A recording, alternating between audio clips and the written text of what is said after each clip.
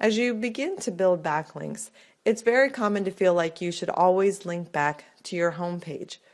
After all, you've likely built your homepage to be a good starting point for any site visitor to come to. And you might even just link back to your homepage without even thinking about it, because why would you link to other pages? But even if you were just relying on backlinks to happen naturally with no effort on your part, your homepage would naturally receive the most backlinks. But that doesn't mean other pages wouldn't get linked to ever. First, you want to get backlinks to the specific web page you are trying to rank.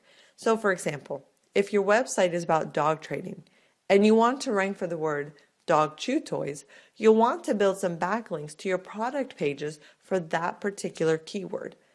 So the page you link to can also depend on the page that you're trying to rank. You're not always just trying to rank your home page. So don't forget to link to your internal pages like your product and your service pages as well as your home page.